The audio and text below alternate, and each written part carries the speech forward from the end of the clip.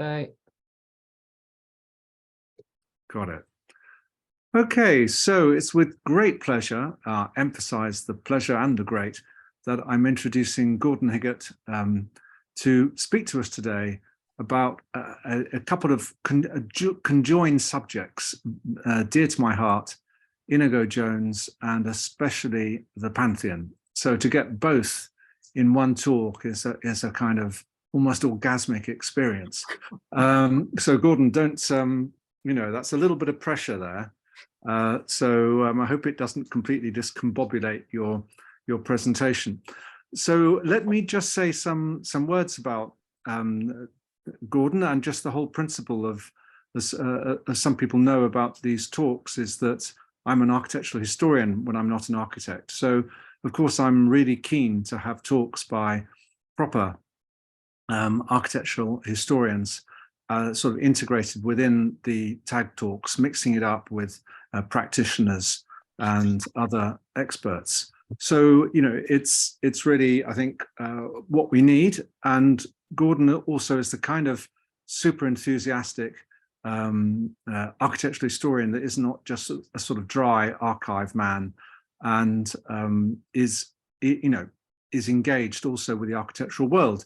Now, I should just say, as a couple of words of brief introduction, that although Gordon is now an independent scholar, which is really the ideal status for a scholar, meaning that you don't have an institution breathing down your neck, and you can do exactly as you please, follow your nose, and not necessarily commit to deadlines that you can't meet, and all those sorts of things. And but he has the comes from English heritage, then obviously historic England, as over 20 years as a expert historical advisor, a historical expert. And so he's been, among other things, involved in planning applications and the like.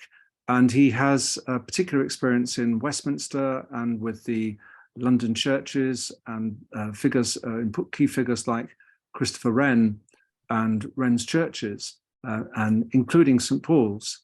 And in his role as English heritage, he's had the let's say the stimulating engagement with architects such as Norman Foster, relating to Swiss Ray, which many people would applaud. Perhaps some people in this audience may have a slightly, how should I say, a slightly critical view of a building like that. And but that's not really the prime focus of this talk, clearly. But maybe you could get a question in there to Gordon about an experience like that. So anyway, with this background in historic England, and in fact going all the way back to his PhD on Inigo Jones, Gordon brings a wealth of experience as a historian, but also an engagement with architecture in the contemporary world that is really interesting. So, as the title tells us, we're going to learn about Inigo Jones and the Pantheon in Rome. And as Gordon will soon tell us, a key document there is the Inigo Jones's copy of Palladio, which he annotated and annotated and annotated in different pens in different times. And it's a truly fascinating introduction, wealth of insights into this great architect's thinking. And his thinking about the Pantheon is particularly rich. So over to you, Gordon, and no pressure again on the delivering an orgasmic experience. Okay, thank you very much, Mark. I hope everyone can hear me. Anyway, this evening I want to look at the Pantheon in Rome through the eyes of Inigo Jones, whose self-portrait you see on the right, the stage designer, and in 1613 to 14, the future royal architect, who in that period travelled around Italy with the collector and connoisseur Lord Arundel, and visited the Rotunda, as it was then known, at least twice in the first half of 1614. Now, the Pantheon is the outstanding monument of ancient Rome, and the best preserved of any with a significant interior space. It was begun under the Emperor Trajan soon after a fire destroyed the previous building in AD 10 and completed by his successor Hadrian in about the year 125. The dedication on its frieze to Marcus Agrippa refers to an earlier building on the site, but has given rise to much speculation about the origins of the building and the reasons for the apparent mismatch between the portico and the rotunda itself. Now, I show here on the left Panini's famous view of the interior of the Pantheon. He painted several of these up to the 1740s, and it encapsulates the qualities of the Pantheon before the attic stage of the Pantheon was reconstructed in the 1750s. Now, the Pantheon was revered in the Renaissance for the purity of its architectural form and the quality of its classical detail. It is shaped like the world, Andrea Palladio wrote in his Quattro Libri dell'Architettura, first published in 1570. That is, round, in that its height from the pavement to the opening, which lets in light, is as great as its diameter across its breadth. A generation earlier, Sebastiano Serlio wrote that the rotunda was the most beautiful, most complete, and best conceived of all antique buildings. And indeed, he continued, it is the best conceived of all the buildings I have ever seen and that can be seen. A painter himself, Serlio praised the evenness of light flooding down from the oculus, which Panini captures beautifully, as it showed the colours and relief to best effect, as in the work of the finest painters, amongst them the great master Titian. Now, Serlio's chapter on the Pantheon, from which I quote, was Inigo Jones's introduction to the building when he started studying architecture in about 1608, while designing court masques and entertainments at the court of King James I and Queen Anne of Denmark. I show here on the left his copy of a quarto edition of the treatise by Serlio in book 3 of that treatise at the Canadian Centre for Architecture in Montreal.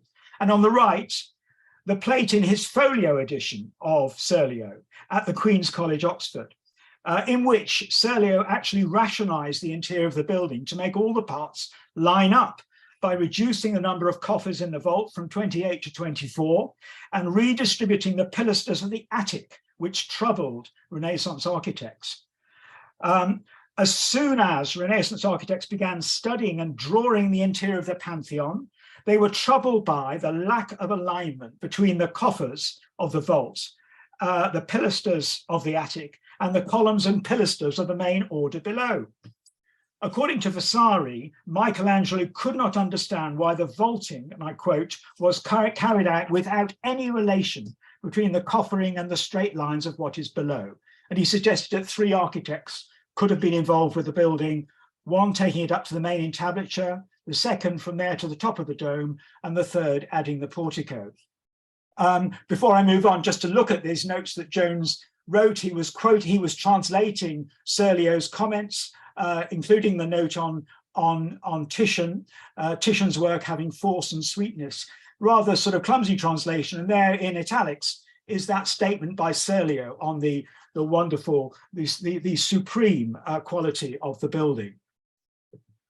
Well, Jones soon realized that Serlio's illustrations were inadequate because he'd owned a copy of Palladio's Quattro Libri dell'Architettura since 1601, probably, which is the date inscribed on the flyleaf of the volume with doi ducati, 2 ducats, the Venetian currency, written next to the date. And it's assumed that he acquired the copy of the 1601 edition of Palladio's Quattro Libri when he was in Venice around that time. We have no further information on his early tour and travels in Italy, but he learned to speak the language fluently, and that was immense value to him in his future years.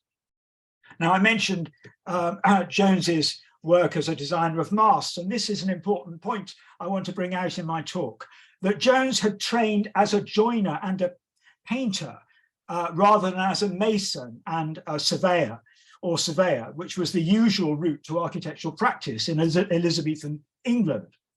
A gifted draftsman, as we can see in this design for a winged mast figure, he also had a good knowledge of carpentry and could easily turn his hand to the design of an architectural elevation resembling a stage set.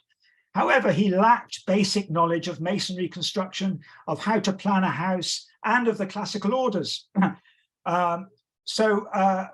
What we see here on the right is one of his two earliest known architectural designs. It's an unexecuted scheme for a new OG-shaped domical spire on the top of the tower of St. Paul's Cathedral, dating to 1608.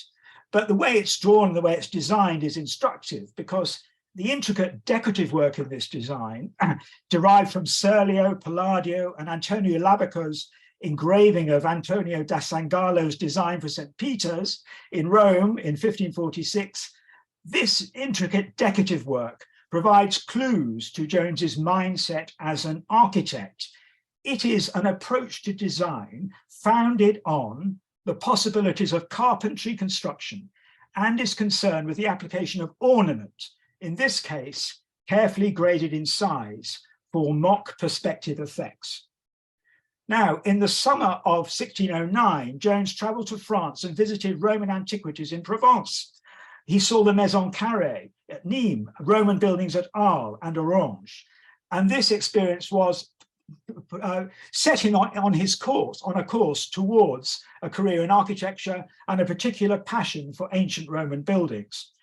Because soon after his return from France, he designed for Prince Henry, Prince of Wales, an entertainment for a jousting tournament called Barriers. And in this design for a backcloth, we see clearly it clearly reflects his experience of seeing antiquities in France a few months earlier. Now, soon after this, Jones became surveyor to Prince Henry, but he appears not to have been responsible for a single building before Prince Henry died of typhoid at the age of 21 in November 1612. A few months later, however, in April 1613, Jones set off for Italy with Lord Arundel, having just been promised the reversion or succession to the post of Surveyor of the King's Works. And he gained that post in October 1615, a year after his return from Italy. Now, when Jones reached Italy, he was strongly motivated to discover firsthand the methods of planning, construction, and design used by the leading masters, because he knew that he would fairly soon have the post of the king's architect, essentially. Although throughout his career, he continued working as a stage designer. Now, in the Veneto, these leading masters were, of course, Andrea Palladio, who died in 1580, and his follower, the Venetian architect Vincenzo Scamozzi, who had finished Palladio's Teatro Olimpico in Vicenza in 1584, and his Villa Rotonda on the outskirts of Vicenza in the following decade. And Jones met Scamozzi at least twice during his stay in Italy. Now, it was in Vicenza that Jones began to use his Quattro Libri to record his on-site observations at the Teatro Olimpico, and then a day later, on the 24th of September 1613, at the Villa Rotonda. Now, these notes show how impressed Jones was with the interior decoration in Palladio's buildings. And here we see the central cupola of the rotunda with its frescoes and stucco ornaments around the upper cornice and relief stucco around the frames of the paintings, which Jones particularly admired. And the reason he made notes about them was partly because Palladio only shows the bare outlines of his plans and sections in the plates in his Quattro Libri. And he says very little about interior decoration, save for naming the stuccoists and painters.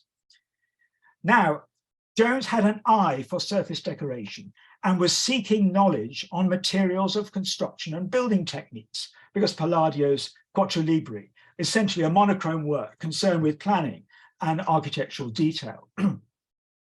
By the time he visited the Pantheon in January 1614, he was well practiced in the study of standing buildings. That's a term used by archaeologists, standing buildings, which is quite a good one. A fluent Italian speaker, he was also able to draw on the knowledge of local experts. And this appears to be the case at the Pantheon, as we shall see. Now, he arrived in Rome with Lord Arundel, probably in December of 1613. He first notes being there on the 2nd of January and visited a few temples. And in this early period, we can deduce that he also visited the Pantheon.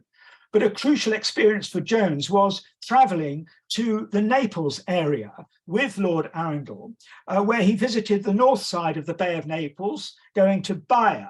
And he visited this building, the Temple of Augustus at Pozzuoli, which is part of the San Procolo Cathedral, an early 1st century building, which he particularly admired for its external channeled ashlar. And he writes in his Quattro Libri that he designed this, he drew this. And he was particularly struck by the use of vertical panels in the lower part of the wall, which substituted for a dado without an intrusive dado rail. And in fact, this detail is also found on the Maison Carrée because the two buildings are roughly contemporary. But when Jones went to the Maison Carrée in Nîmes, he didn't have his Quattro Libri with him. But what this interest shows us, that Jones was interested in this kind of surface decoration. It's this type of stone cladding is sometimes called by archaeologists decorative channeled drafting, an appropriate term as it is a surface covering laid over brick and stone walling. But he also visited in Naples the Temple of Castor and Pollux, which is published in the Quattro Libri, but was, by the time Jones saw it, it was part of the facade to a church. But when Jones saw it, the entire portico was intact. And he wrote, "This is one of the best things I have seen." He admired the construction of the Corinthian columns, where the joints are so fine that you can hardly see them. So well arrotato, he says, ground, that the joints are almost invisible. And he admired the Corinthian capitals. And this is the first time, and he was in Naples in March, that we see Jones engaging in detail with a classical Roman building. And this set him up really for a return visit to the Pantheon in Rome. And I say return visit, we have a date for one of his visits, which is recorded on the 2nd of Palladio's 2-page introduction to his chapter on the Rotunda, or Pantheon, in Book 4 of the Quattro Libri, the longest of his chapters, with the most illustrations. Jones writes here, beneath the end of the text, where Palladio lists his plates and describes them, "This temple I observed exactly the last of May, 1614. I should say I'm simplifying, I'm modernizing all of Jones's language, because if I reproduced his spelling, it would be difficult for you to follow. And that note is dated. And then there's a note in a later hand, and where he writes in a sort of triumphal way, "and have noted what I found more than is in Palladio." And this addendum actually is typical of Jones's note-making, for he returned to his most important observations to restate a point or add a qualification, often many years later. Now, after seeing the exterior of the building on this occasion, he wrote of Palladio's suggestion, I now look on the left-hand side at the first page, that the main body of the rotunda could date before Agrippa's time. He writes, "And I am of opinion that Agrippa built all this temple. My reason is because his thermae, his baths, joined so well with this building." And what he's describing here is the surviving structure at the back of the building, where in the early 17th century, there were still remains of the baths of Agrippa. And the part nearest or adjoining the rotunda, which is was in fact the Basilica of Neptune, originally dated to Agrippa's time, but then it was rebuilt under Hadrian, when the structure of this rear adjunct was tied to the rotunda as it was rising. And this is something that Mark Wilson Jones has explained very cogently in his book on Principles of Roman Architecture and the superb monograph on the Pantheon that he and Todd Marder edited and published in 2015. And what Jones observed here is the buttresses rising from that structure, which join seamlessly with the drum of the rotunda. So he has an eye for that. and is actually a correct observation, but he's wrong about Agrippa, as I explained previously. Then there's another note at the bottom of the page, the first one he wrote actually, because the one at the top is a continuation, and I am of opinion. He writes Rome 1614, talking of the interior. This chapel, he writes of the chapel recess, must needs be antique, for it accompanies the chief entrance, and I wonder there should be any doubt of it. What he's responding to here is a comment by Palladio that some have thought this is a later edition. In fact, it's Serlio who said that it was a later edition because it cuts into the columns, as Serlio called them, of the attic. But in fact, it is totally congruous or part of the fabric itself.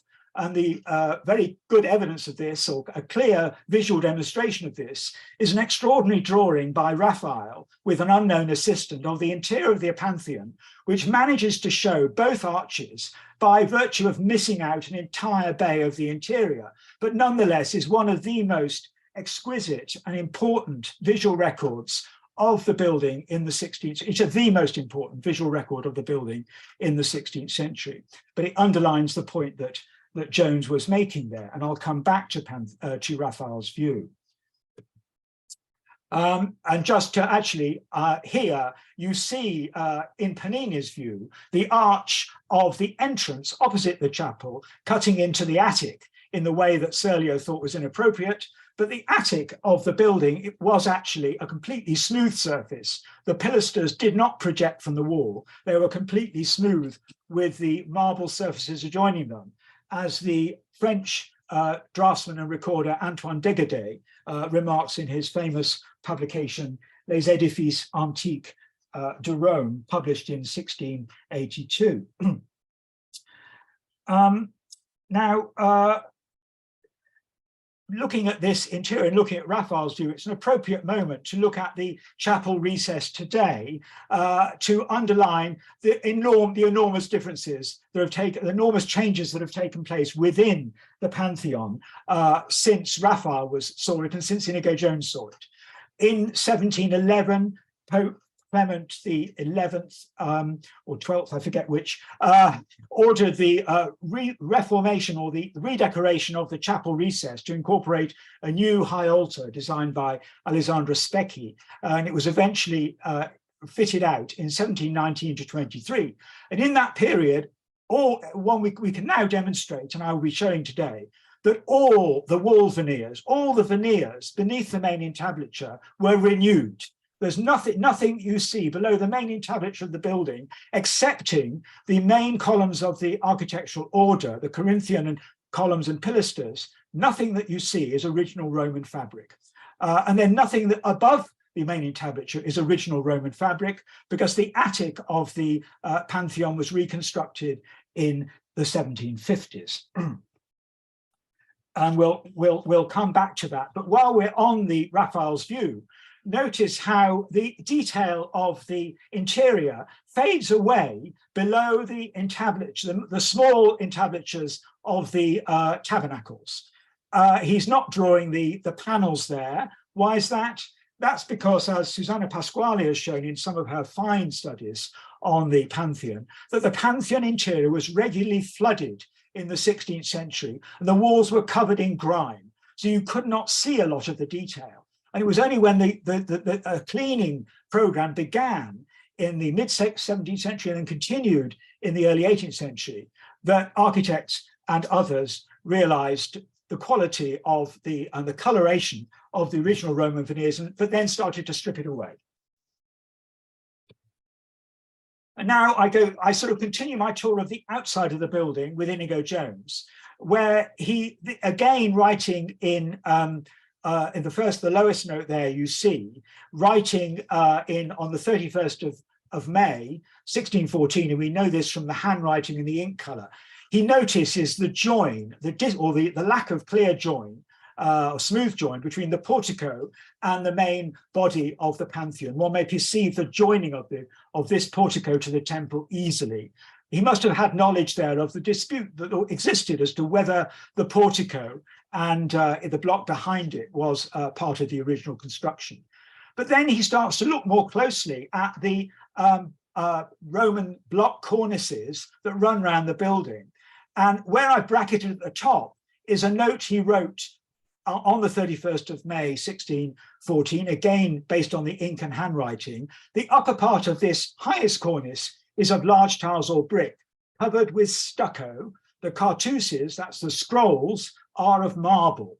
So he's noticed a stucco covering on the top of the cornice. And in another note, which I'll show you, he observes that the stucco, he thinks there was stucco all around the outside of the building, but not with the treatment that Palladio shows, that channeled ashlar covering, which must have been done in stucco or any of the applied pilasters. That is Palladio's fanciful reconstruction of a form of stucco covering with embellishments. But Jones seems happily to ignore that. He doesn't criticize it. He's focusing on the building at this point and recording what he sees that is more than in Palladio. And that's a crucial point to remember.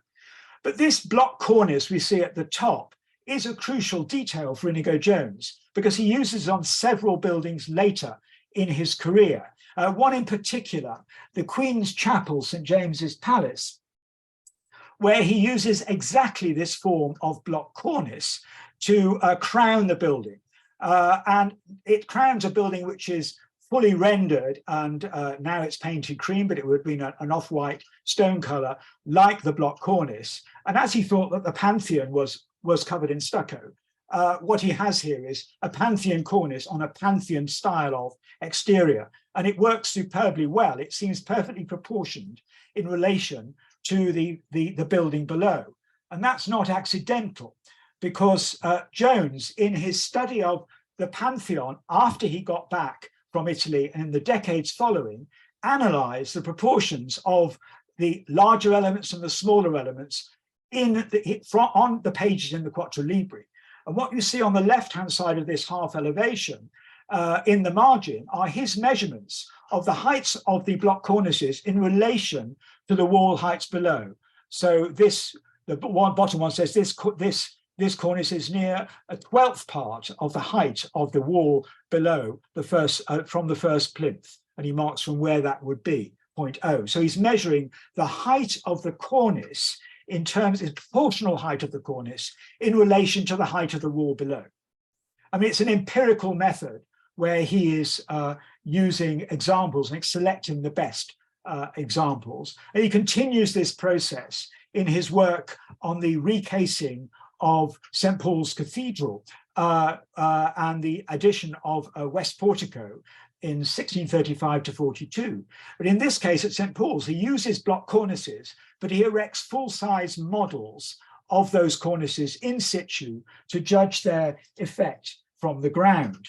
So again, it's the visual impact of this feature. How big should it be when set at a certain height? In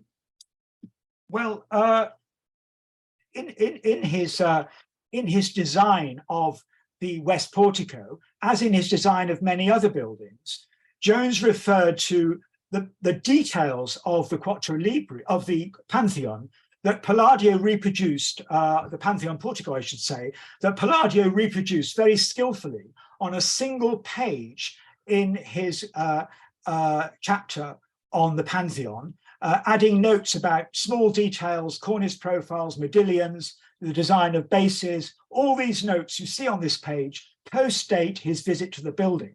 And when he was at the building, he wasn't sketching moulding profiles. He knew he had a record of those. But one detail that interested him particularly is where I've put an arrow. It's the square pilasters, square fluted pilasters that Palladio used at the back of his portico at the Pantheon, an unusual form of Corinthian column, a square column, which as Jones notes in this comment, it does not diminish as the column does. So a square pilaster should not diminish.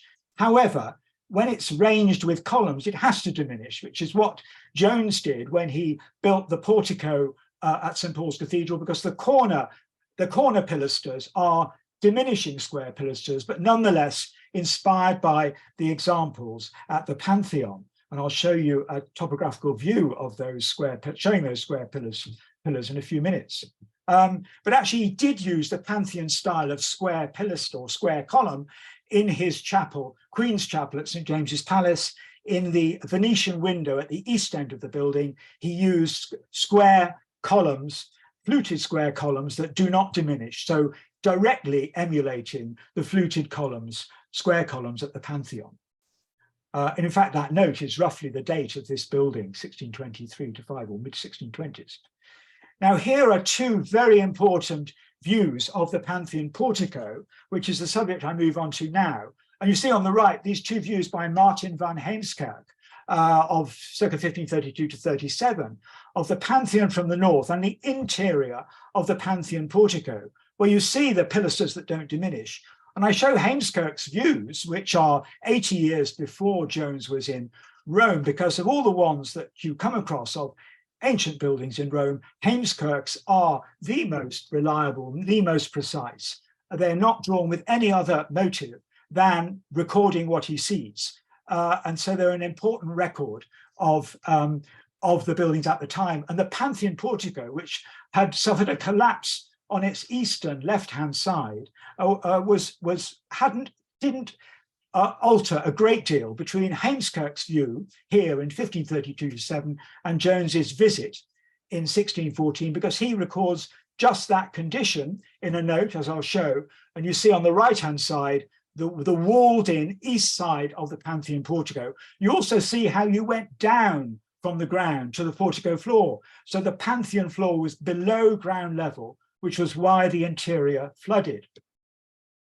And here we see a note which actually was written in two stages. And it's very interesting because the greenish brown ink is an earlier phase of annotation. From the way you can see it's altered in a warm brown ink, which is the color of the ink of the later notes. So, and this greenish brown ink is found in other notes Jones wrote on buildings in January 1614. So we can certainly see here two visits to the Pantheon in these notes. And the first visit was actually more meticulous in many ways than the second visit. And what this note says, he thought there were 3 pillars that are gone, and then he changed it to 2 because the outermost pilaster, as he says here, is walled. So these 2 pillars, the final text of the note, are gone and is walled the outermost. And that's exactly what Heemskerk shows. The outer column is walled in. And so that kind of helps us understand how Jones was sort of curating his annotations and how annotation became a central part of his self-education as an architect and fundamental to how he approached the classical tradition. Well, now I turn to what he saw of the portico itself, which is extremely interesting. And I'm grateful to Mark Wilson-Jones for his help with this and other subjects relating to the Pantheon.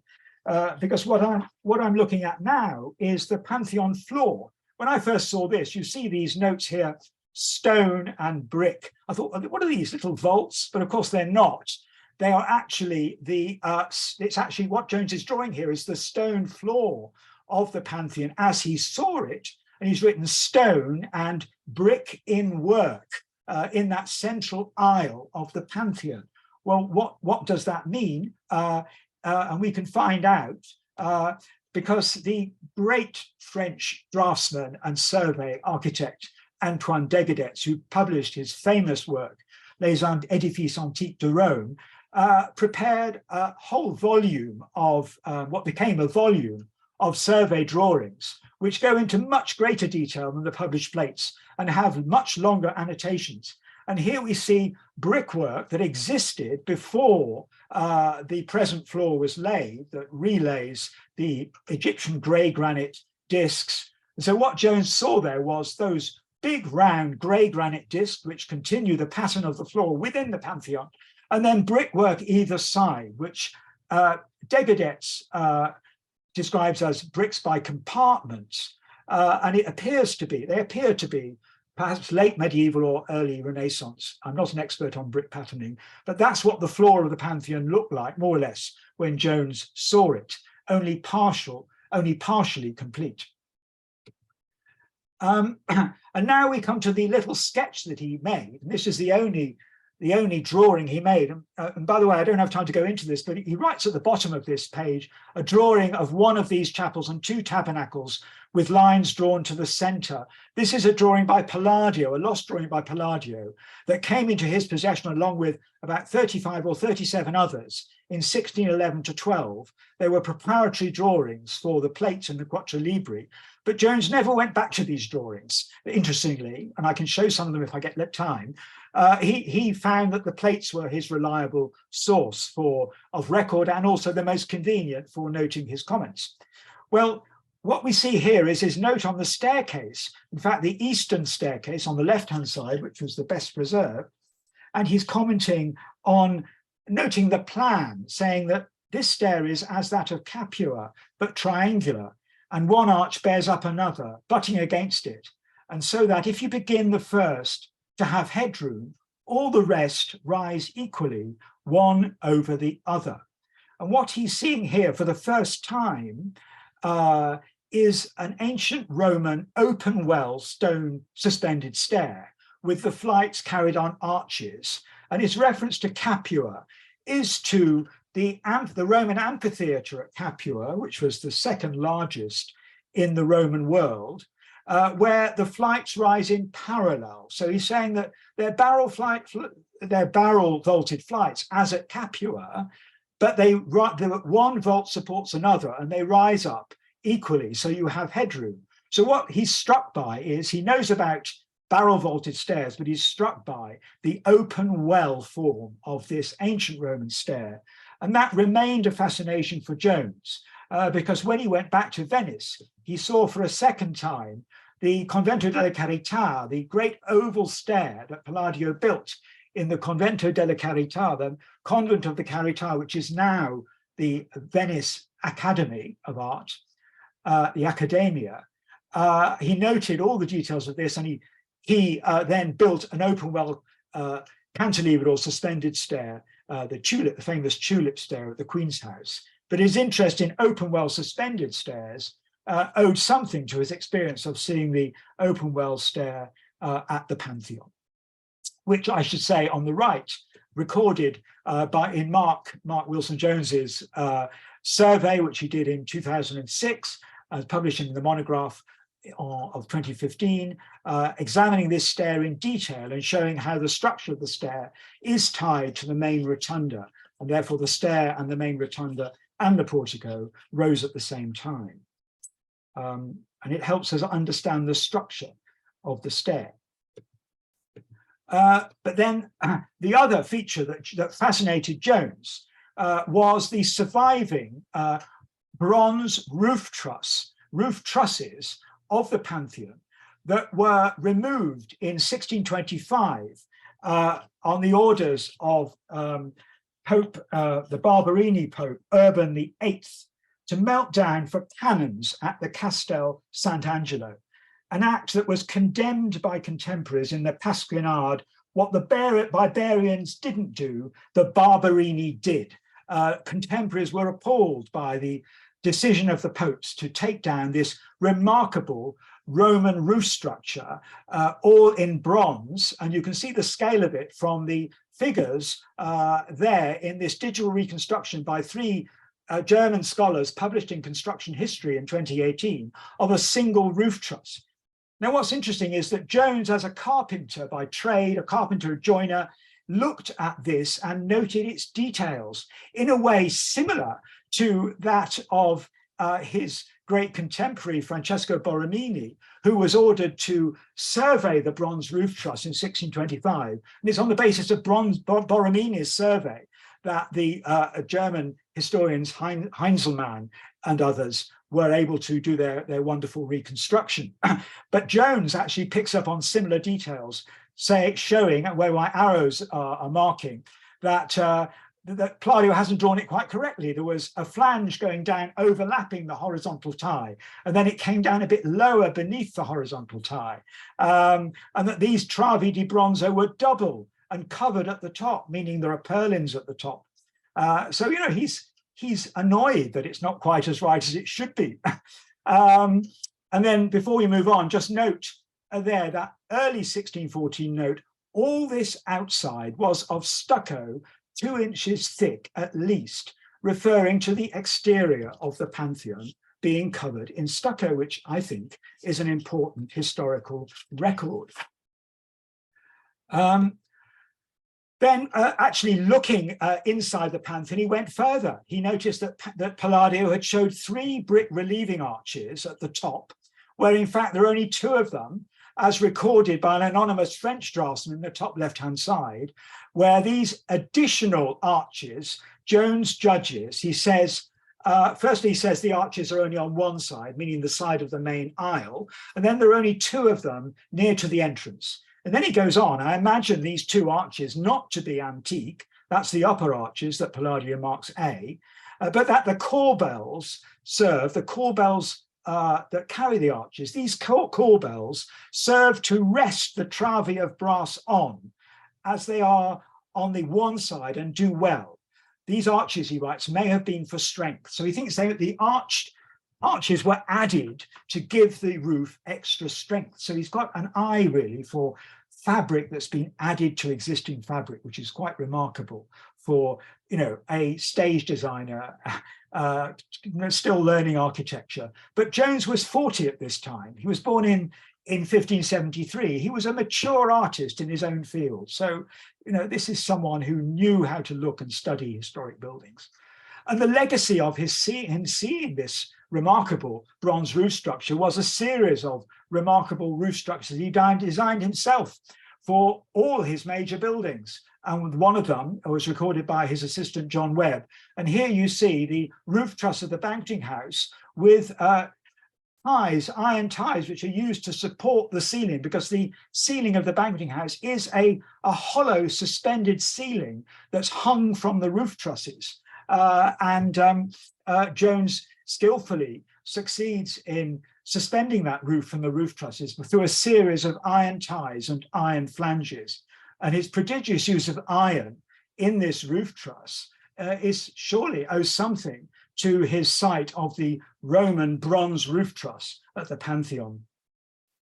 And now I come on to the interior, and I've used a great deal Mark's wonderful reconstruction of the Pantheon interior in his book on the principles of Roman architecture, published in 2000. And Mark has reconstructed the colors, the detail of the Pantheon interior.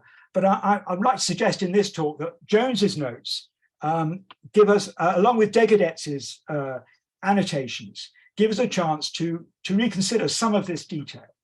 And here we have to be very careful, because here we have this half section of the Pantheon with a series of notes in the right-hand margin.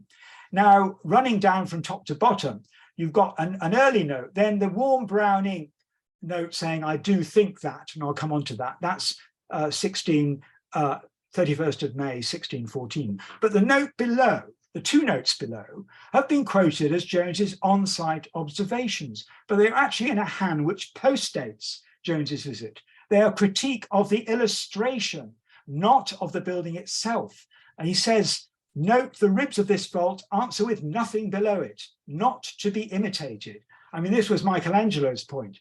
Then the second order, he says, that's the attic, had, in my opinion, better have been an opera bastarda, that's a bastard order, for so it is now in effect. And a bastard order is an order with pilaster strips without capitals and bases, such as Bramante used on his Tempietto in Rome, which Jones had seen. But the point is here that Jones is not observing a disjunction within the building itself. He's not troubled by the attic at all. In fact, he's the opposite. He just looks at the materials. He's really criticizing the building from the published plate, the architect's published plate. And so it's important to be aware of that distinction. But then when he's in the building itself, he picks out the most extraordinary small details. He says this, looking at the way the arch of the chapel and of the entrance interact with the attic, or with what's above it, he simply picks out this cornicetta, that's the cornice of the dado, comes out somewhat beyond the architrave T. That's the architrave of the arch. But actually, I've looked at the set the measurements of these features, and the difference is fractional, really. It's and Raphael, in fact, doesn't show it projecting in front of that arch. But for Jones, this was an important point. But even more important is the fact he doesn't say, oh, this arch cuts into the attic, cuts across the pilasters. He's not bothered by that at all. It's often with architects or any kind of historical exercise, you've got to consider what someone didn't say as well as what they did say. And this is where this is a case in point. But then another, I think, really interesting point is that he says at the top here, that this is a note of the 31st of May. I do think that all this vault was covered with stucco, for one may yet perceive it in some places. Now, historians haven't made anything of this, but what he seems to be saying is that the brick vault of the Pantheon was exposed concrete and brick, maybe with a thin coat of render, but not with the hard coating of stucco that we now have that dates to the 18th century. And it was that hard coating of stucco painted white that showed up the disjunction between the coffering of the dome and the attic very clearly in the early decades of the 18th century, and led people to conclude that the attic was incongruous. But if the coffering of the dome was exposed as you see it exposed on the left-hand side, and I seem to have lost my caption there, but that is a view of 1892 to 3, when some exploratory exercise with excavation or revealing was done of the structure of the base of the coffering and revealing the original concrete and brickwork. So it would seem that that's what Jones saw, a very rough surface, and that's very important.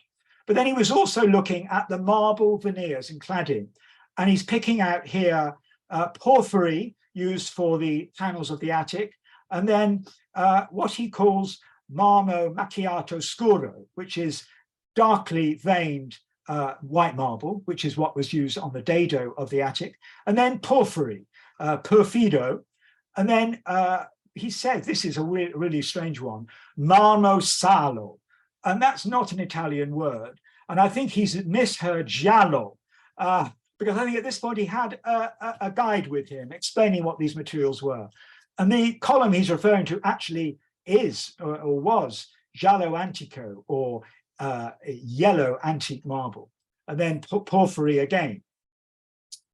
And porphyry is very important in Jones's notes on the building. And just to familiarize you with these materials that clad the building, they survive on the floor of the Pantheon. And what's most important to note is the red porphyry, which was the precious hard stone that Romans began to mine in Egypt in the early 1st century of the present era. Red porphyry, densely grained material. And then the Egyptian granite you see at the back, and then this giallo antico, which the French call marbre Isabelle, and that is the yellowish streaked marble. And then the marble streaked in black, macchiato scuro, is pavonazzetto, and that's also on the floor. But then there's another marble that's used, which I photographed here, some fragments in an 8th century chapel in the Roman Forum, green porphyry or serpentino, which didn't come from Egypt. I think it came from Greece. And this is another form of porphyry in dark green. And that's used as well. That's also used on the interior, as we'll see. Well, anyway, Jones gets to grips with the marble veneers of the interior and other features on this page in the Quattro Libri. And here he writes a very important note for our understanding of his mindset as an architect. He writes in this review of the building, from this temple, all have learned to wainscot with rich stones. What this means, this tells us, is that it really betrays Jones's origins as a joiner, using this term wainscot, which is paneling, of course. And it underscores his interest in surface ornament. And it's an interest that goes beyond Palladio's, for Palladio makes no comment at all on the marble veneers of the interior of the Pantheon, or those on the walls of the portico. He recorded the Pantheon with the eye of an architect trained as a mason, while Jones came to it with the eye of a stage designer trained as a painter and joiner. Now, in his chapter on the Pantheon, as with many others on Roman temples in Book 4, Palladio emphasizes exceptional details in the orders used, the pedestals, the bases, the capitals, the entablatures. And Jones picked up on these very early on. In his earliest notes, he was very taken with Palladio's comments on the details of the ornament. So Palladio's longest comment on any feature in the Pantheon is on this detail here, where Palladio commends the great judgment of the architect in converting the lower members of the cornice into a fascia so that it doesn't project beyond the adjoining pilaster. And you see Jones's note there in this very early hand. So he's really translating Palladio. But when he comes back to the building itself, he's looking at the use of color and materials. And here I have to kind of trouble you in a way with all the detail, but I can't go into all of it. But what you should notice here, I've highlighted, what I've done is translate Jones's Italian terms into English. So where he writes marmi macchiati di scuro, he's saying lightly veined marbles that are lightly veined with light colored veins, dark colored veins, that's D, darkly veined marbles. But then when he writes marmi macchiati chiari, he's referring to light veined marbles. And we'll see that the light veined marbles, which are also marked I on the panels, they must be the giallo antico. But he also includes a reference to porphyry in the upper frieze, those notes F, and then he also has porfido lastri, which is slabs of porphyry for the background walling, and that's the serpentine, the serpentino. But what we see there is not serpentino in those borders, it's verde antico.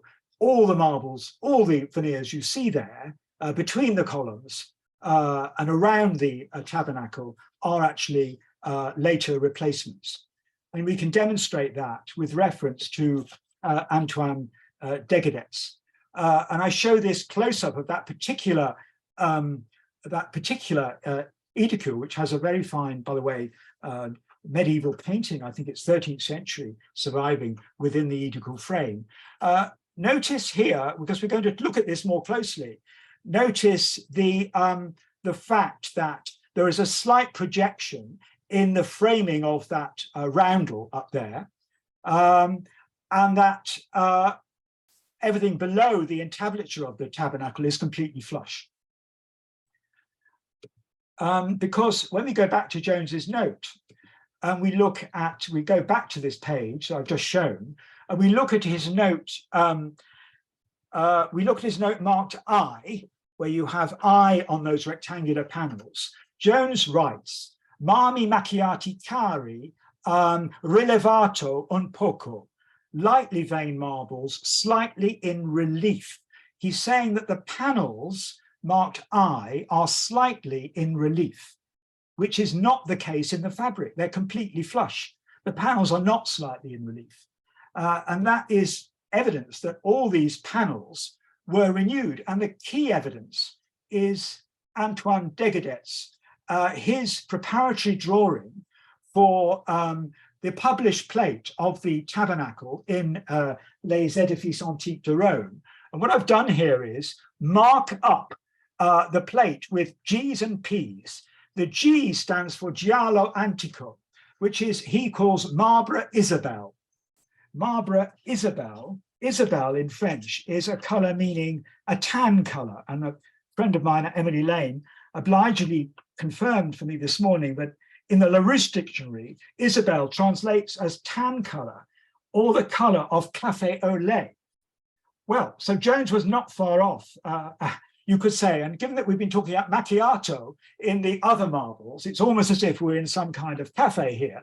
But actually, the parallel with the comparison with coffee is not is quite helpful for Giallo Antico, because it is a creamy yellow color. So what Degadet's is showing here is that those three panels flanking the edicule were all in Giallo Antico. Then he has Giallo Antico framing the discs, which he says are porphyry, but they're not porphyry today. Then he, like Jones, has porphyry in the two panels of the frieze that flank the central panel of the frieze between the capitals. So a lot of porphyry, and then green porphyry in the frieze, and dark green and green porphyry also. He calls it marbre noir, but we know from Jones that it was porphyry slabs. So you've got dark green porphyry as the background, dark green porphyry for the frieze. Then you've got the red purple porphyry elsewhere, a lot of porphyry and a lot of giallo antico. But what's also interesting is the way Degadet draws the projecting parts. He uses a convention which indicates solid form coming forward from the plane. So the panel marked marbre, the two panels marked marbre Isabel here in the detail, they're in hard outline, then dotted outline for the framing element of those panels. That is flush with the rest of that part of the wall, whereas the panel projects forward, as Jones told us, it is relevato un poco, just as it seems the panels above around the porphyry disc were relieved or projected forward slightly. So all these subtle details help us understand the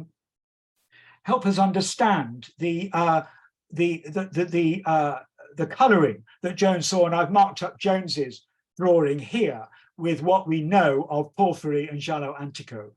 We can see clearly I'll come back to that. You can see clearly when you look back at the interior as it is today, that there is nothing there that you can match up with the original Roman fabric as recorded in the 16th century and up to Degadet in the late 17th century. And we know for a fact, and the recent stripping of the wall has confirmed this, although nothing's been published, that actually the veneer panels that were put back were thinner than the original veneer panels. They're 18th century and not Roman. And just coming now to my final illustration or so, just to show that we can actually rethink some of the colouring because of the interior in Mark's reconstruction, more porphyry than we thought. And even in the attic, Degadet in his manuscript describes the light panels as giallo antico. So what we have is a remarkable coherence in the interior of the Pantheon between the wall, the lower order, and the attic. And then above that, you had a coffering that was not white, but rough in the Renaissance, let's say, but showing through its brick and concrete. So something of it sort of disappeared from the frame of view.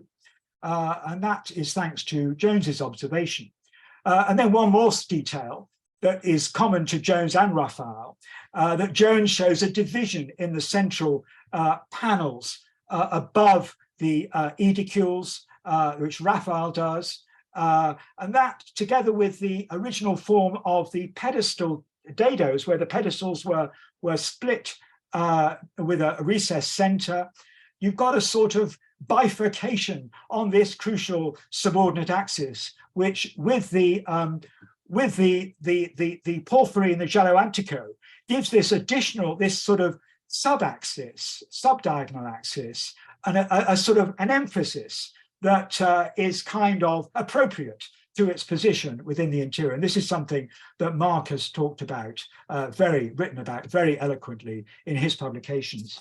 So I would say, coming now to my last illustrations, I would say in brief conclusion that thanks to Jones and Degadet, we can understand the remarkable decorative unity of the Roman interior of the Pantheon even better than before.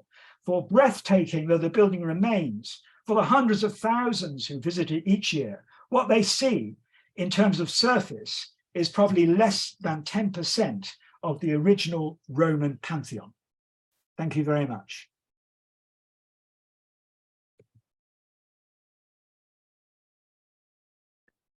Well, thank you, Gordon. That was absolutely grand.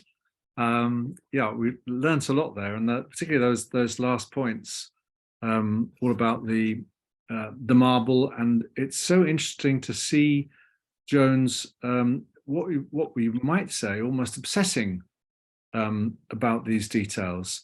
And it's so great when you have the work of an architect surveying a building, and in this case, enhanced by the fact he's already got a completely great set of drawings, Palladio's drawings, so he's able to really keep to, let's say, refined, acute observations of detail. His observations are quite different to those that, say, an archaeologist might make. And apart from the color, but this way, the point I wanted to make is that the evidence is then almost ironically of great interest to archaeologists and art historians because they are so precise. Personally, I particularly was taken by his comments about the skill of the architect in taking the tabernacle or edifices, whichever we want to call the little jutting out structures, and the fact that the treatment of the cornice, that, if you like, carried on the lineaments or carried on the alignment of the actual three-dimensional architecture, was flattened out so that the moulding would not project beyond the anta or the pilaster, sorry. But if it did, then you would kind of get this cut-off look. And I remember, sorry, this is perhaps a little detail that may be too obscure for people, but I remember when Jacob and I were doing some details with our current project and thinking about, for some reason we wanted to have a cornice going along and we wanted to hit a pilaster. We didn't want to flatten it for whatever reason, but then worrying about the consequences. And so we were looking at that kind of detail of the Pantheon. And on the other hand, in my beloved Palazzo Massimo by Peruzzi, he doesn't do that. And you actually get if you like, a cornice being cut off by the pilaster and projecting. So you'll get these different responses to detail by different architects in different situations. And it's just great to see how attuned Inigo Jones was to all these subtleties.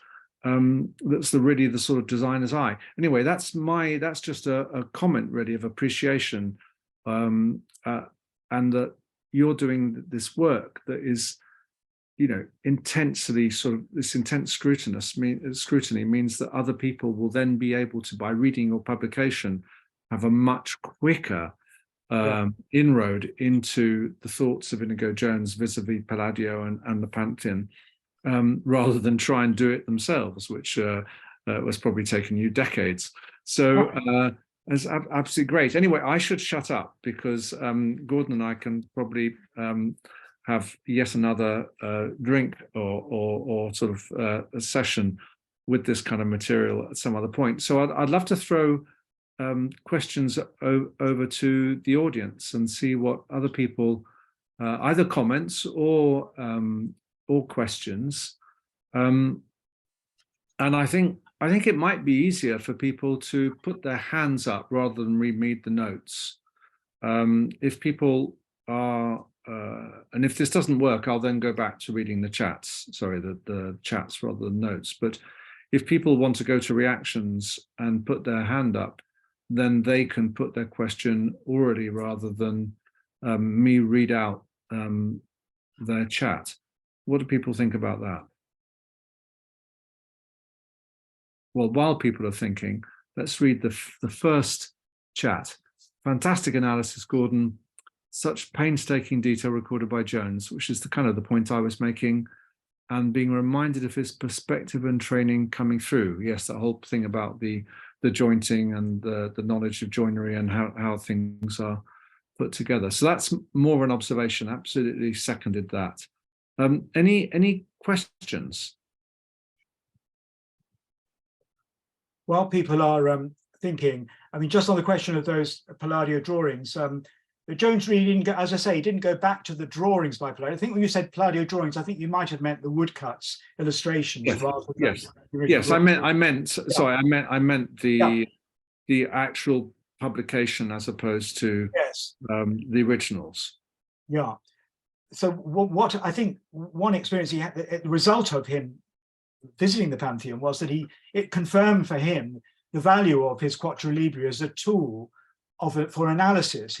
I mean, in fact, it's only the first time he intervenes in one of Palladio's plates, sketching something himself, is at the Pantheon, where he sketches the floor plan.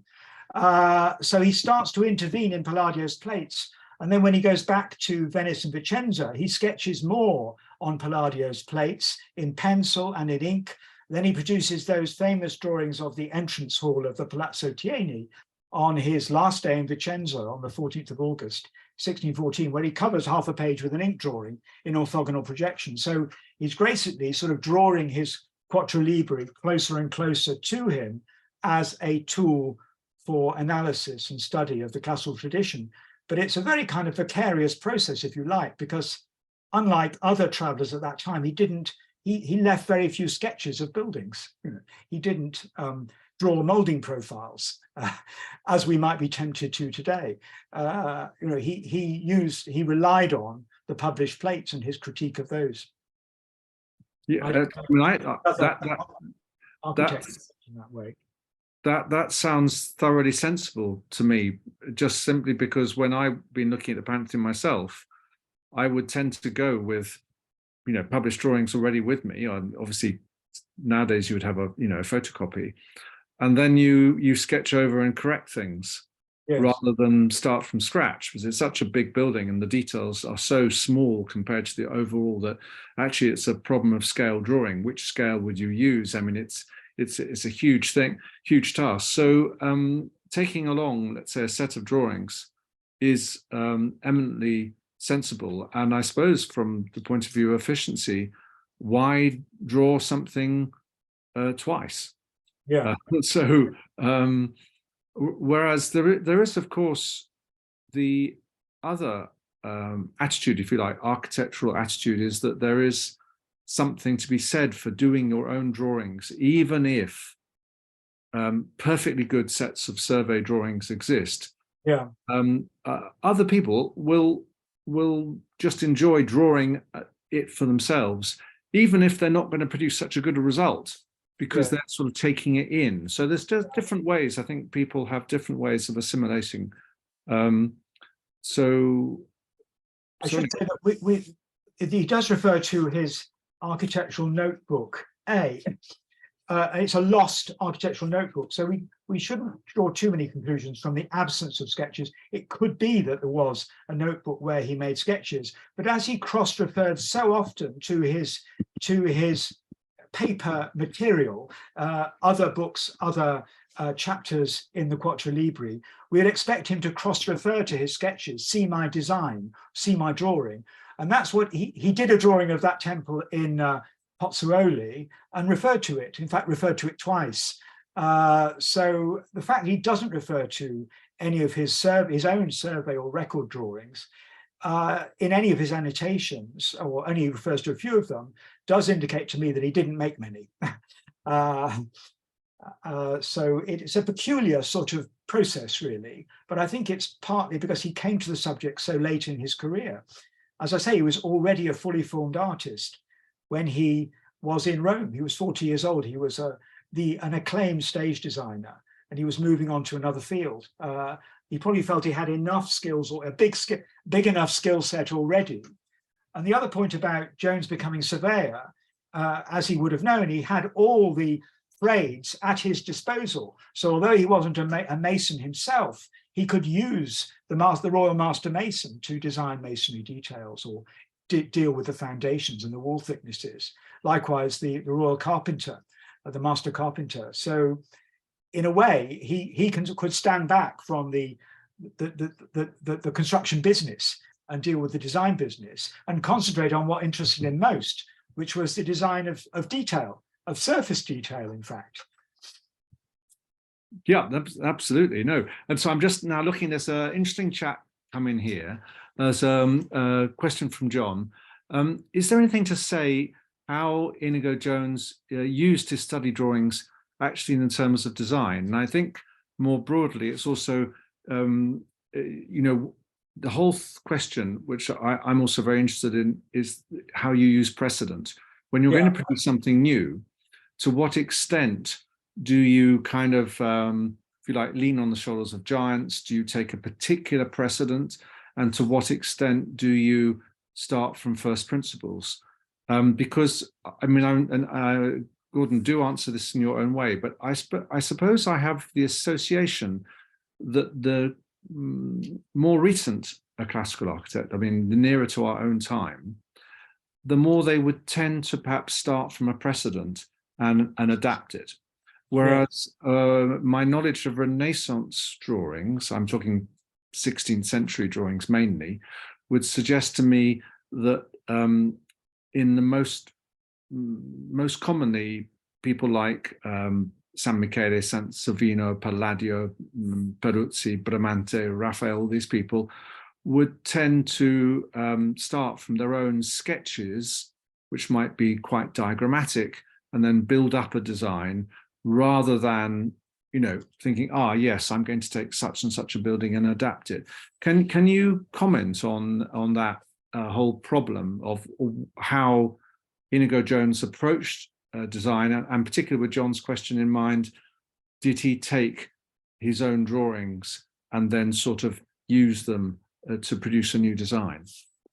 Well, there are very few study drawings surviving, and the ones that do survive are of details, door openings, window openings, where he looks at the design of voussoirs. So small elements he worked up in study drawings, but unlike his assistant John Webb, who inherited Jones's collection of Palladio drawings, he didn't use the Palladio drawings as starting points for a series of study alternatives, but actually went back to the main, what I'd call prototypes in the published text of Palladio. But he also looked at Scamozzi's treatise on architecture published in 1615. What he had in mind were basic prototypes. So one prototype or architectural form that particularly interested him was the Roman atrium. And he studied the Roman atrium in Barbro's Vitruvius and in Palladio's Quattro Libri, and he took details from Serlio. He had a good understanding of the Roman atrium as a double volume space with a gallery around it, with a spiral staircase, an open well staircase on one side, and a roof platform all round it. And that basic concept he applied to his design of the Great Hall at the Queen's House, the north range of the Queen's House, which has a double height cube hall, which is modeled on a Roman atrium. And there's an open well circular stair next to it, which led up to a roof terrace, which is like the roof terrace he saw at the Convento della Carità in Venice, which the atrium of which was destroyed by fire in 1630. So with the Queen's House, he thought of a type, in typological terms. What I want here for the main hall is I'll look at the Roman atrium. And Jones's beam ceilings, those 9-part ceilings with great, what look like beams, or which actually hollow, they are derived from his study of Roman atriums, Roman atrium roof construction, as illustrated by Palladio. So he didn't make study drawings, peculiarly, oddly, he relied on printed prototypes. But what's remarkable is that what comes out of this is a series of buildings that has there's no sort of A plus B equals C, that you can't pin down a specific source or even a group of sources, because they're each building, the Banqueting House, the Queen's Chapel, St. James's Palace, St. Paul's Cathedral recladding, and the West Portico, particularly the West Portico, these are all unique creations which draw on many, many elements from the classical tradition.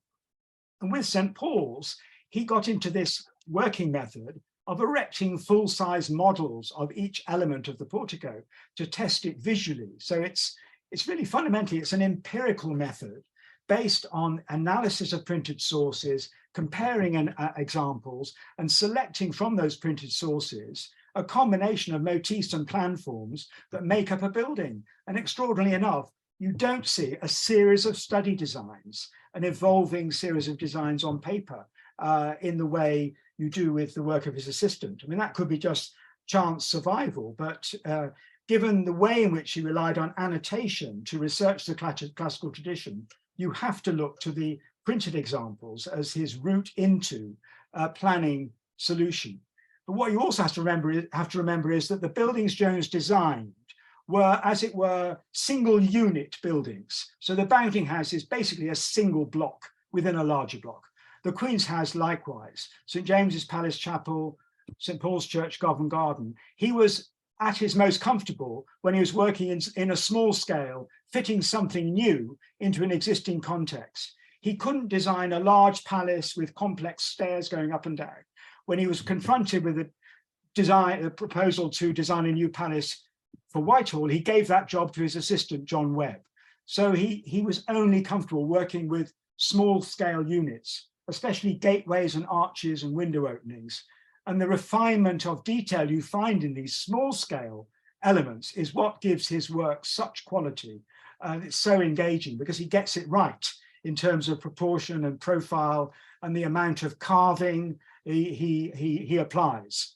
It's the work of an artist as much as an architect. And so there's a question here which relates to that from John again. Did he use small scale models? I know you've mentioned with St. Paul's there were the actual one-to-ones. Yeah. So that's sort of testing out. Yes. There is a record, a payment for a model for the Banqueting House. For St. Paul's Cathedral, we don't have any payments for models, but we have a model for the Banqueting House. The word model in the 17th century, I should say, could also mean design.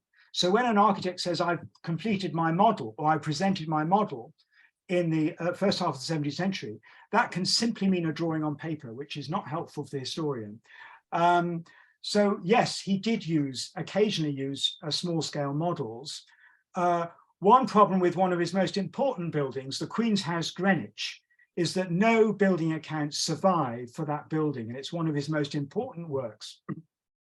Now, his master mason at the Queen's House was Nicholas Stone, and the open well suspended stair that I showed, the Queen's House, was designed with help from Nicholas Stone. Now, when Nicholas Stone designed one of those staircases himself at Kirby Hall, he had a model built of that stair, a wooden model. So it could be that his assistants, his joiners were making models for him to illustrate what they intended to do. But with the Queen's House, unfortunately, we don't have the building accounts. That's the only surviving royal building from the 1630s, one of Jones's most important buildings. We don't have the accounts. We do have the accounts for all the other buildings that have disappeared. So that makes it a difficult job for historians. Right. Okay, no, excellent. Now, I mean, I'm a little worried about time because I think it's fairly obvious that Gordon, you and I, and at least a few others, but I see there's questions coming in. Could carry on. Well, just to say, John asked about design models. Well, they can be large scale, small scale, or Wren used them all the time at St. Paul's Cathedral. So I imagine that Wren was inheriting a working practice from Inigo Jones in the 1630s. Sorry, Gordon, can you clarify whether you mean scale models, quite small ones, models, or yes. Wren used scale models as well as full-size models. Yes. Yeah. And can you tell whether they are, if you like, design models or presentation models? Oh, they would be design models because we have no record of Jones presenting a model to anyone during his time as surveyor. But I should say that the record is very scanty. And for Wren, what is the situation? Oh, Wren presented models. He presented a of his scheme for Greenwich Royal Hospital in 1696, and presented models of elements of the choir of St. Paul's Cathedral. So these were choir stalls. This is a part model, a scale model of part of the choir of St. Paul's Cathedral. So it was a well-established practice by Wren's time. Right, sorry, I'm just, my battery is about to run out, so I'm quickly running up to plug it in. So perhaps if you want to read any of the other questions, there is a question about the stairs and the principle of the stairs. If only, Gordon, if you feel you have got the to answer. Well, how they were made. Well, of course, the treads must have been sunk into the wall. So they would, basically, Jones is saying, I see that the vaults of these Pantheon stairs, one vault butts up against another. So you have a vaulted flight that is supporting the next vaulted flight and the one above that.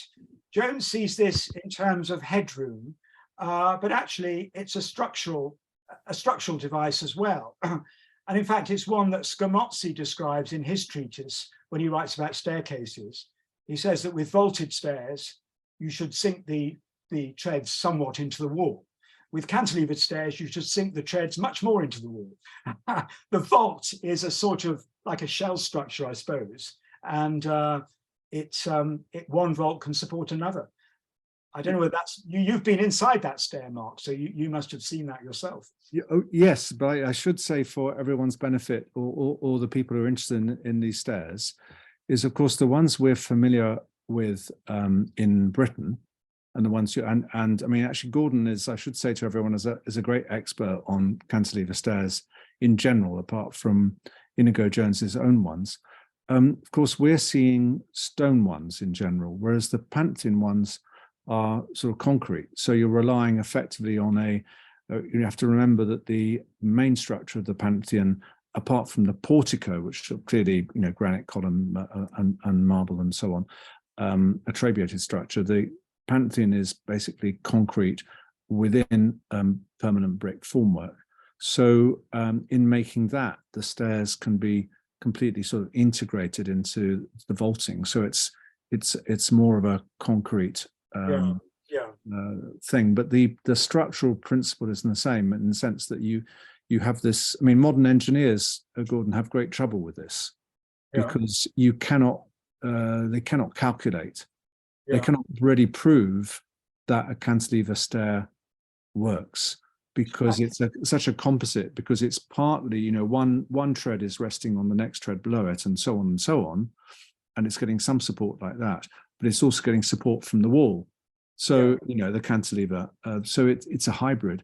Now, I say I'm getting worried about abusing your time. I've got one more question, if that's okay, Mark, which I think we can show to jump in. Gordon, you hinted at questioning whether the portico was original to the whole building or not.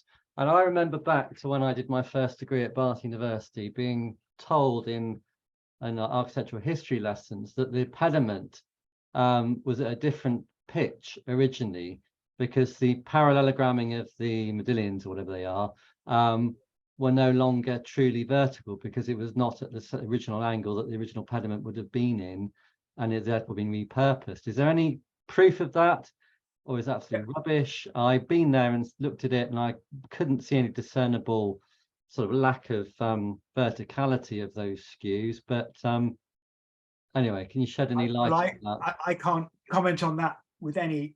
I mean, it's one of those complexities in the history of the Pantheon that it would take a great deal of knowledge of the history of the fabric to deal with. Mark would be much better placed than I am. But I have come across that comment about the spacing of the modillions that's caused architects and historians to query the history of that part of the fabric. And of course, Mark's very compelling argument in his Principles of Roman Architecture book, and again in the 2015 monograph, is that the Pantheon was designed with columns 50 Roman feet high, which would have taken the main cornice up to the level of the principal cornice below the top cornice, and level that with the level of the principal cornice in the block behind, and the blind pediment in the block behind. But then there was some problem, one can speculate there was some problem in the delivery of columns of such large size, so it scaled down in the scaling down process, possibly,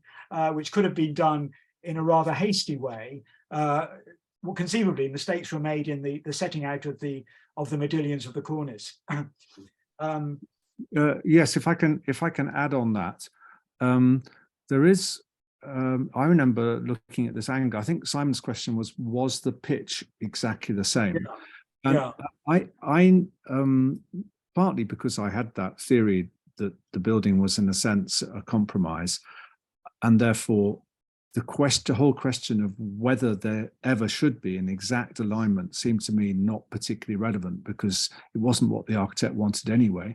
But I seem to remember they're not exactly the same angle, but it's sort of a very marginal difference. But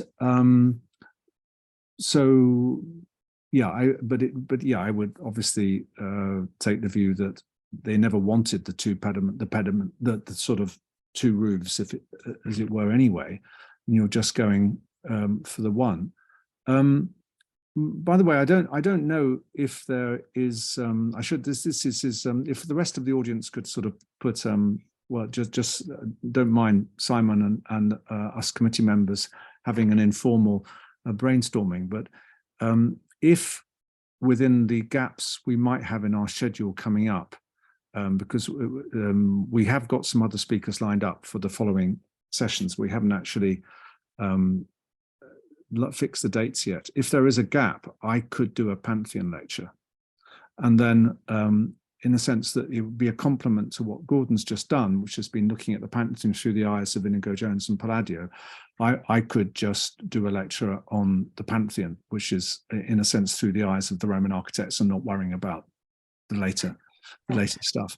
So people could come back maybe with chats, or we can think about it as the committee whether we want to do that. But that's a possibility. Yeah, that's a very good idea, Mark. Yeah, because I'm not sure how much knowledge people have of the building.